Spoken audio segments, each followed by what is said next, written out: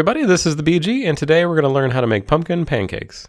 This will be the last set of flavored pancakes for this recording season. The one difference between these and the apple pancakes that we just did is that the pumpkin does not have the same level of pectin in it, and so the pancakes will actually settle a little bit better when you're putting them on the griddle. Another note, these are the Sweets' favorite pancakes if I request what flavor to make. I make enough pumpkin puree to last the entire year, and if I ask her what she wants, it will almost always be, can you make pumpkin pancakes, please? Very similar to the other pancake recipes, we're going to start out with 3 eggs, 1/2 cup of pumpkin puree, 1 1/4 cups of soy milk, 1/2 cup of almond flour that's been sifted, 1/2 cup of rice flour, 1/2 cup of sorghum flour, both of those being sifted, 2 tablespoons of oil. In this video, I'm using avocado oil, 1/2 teaspoon of salt, 3/4 teaspoons of xanthan gum, 3 tablespoons of packed dark brown sugar, 2 tablespoons of baking powder. Also note that this is much more baking powder than you normally see in a pancake recipe, but because these are gluten-free, it requires more lift. And then for the flavoring, it's 1/2 teaspoon of ground cinnamon, 1/2 teaspoon of ground nutmeg, 1/2 teaspoon of ground cardamom. And then to make these a little bit more orange, I'm adding red and yellow food dye. I'm using about 8 drops each. One thing to note is that I added these to, the dots fell in the dry ingredients and it was harder to mix. So in the future, start mixing the batter together so it gets moistened and then add the food dye. A little pro tip for you.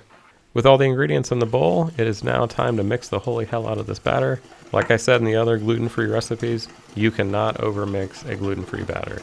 Just go to town on this. I'm actually fighting the fact that I put in the food dye a little bit too early, and it was really hard to get that food dye distributed because it was locked into the rice and sorghum flours.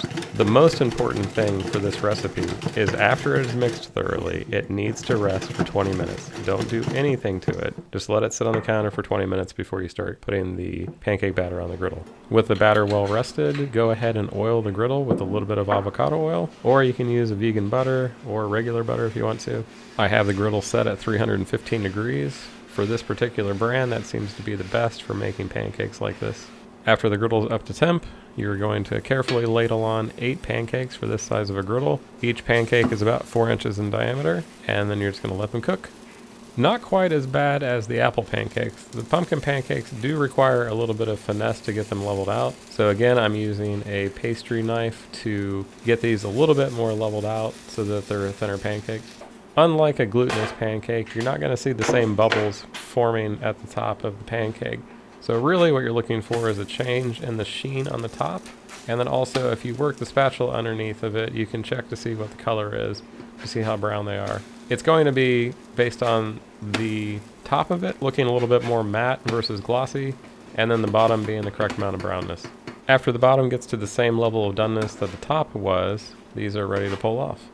That's how you make pumpkin pancakes. It is a delicious celebration of fall flavors in pancake form. I love having these in the fall just as much as I love having them in the spring, summer, and winter. It is a gentle reminder of things to come for the next autumn. It's also great to make this with a little bit of whipped cream that also has that same cinnamon, cardamom, and nutmeg spices. You can also add clove or allspice, any of these other things that you prefer. Beautiful pancake to have, easy to do, delicious. Everybody's gonna love them. This is the BG, keeping it square. I'll see you next month.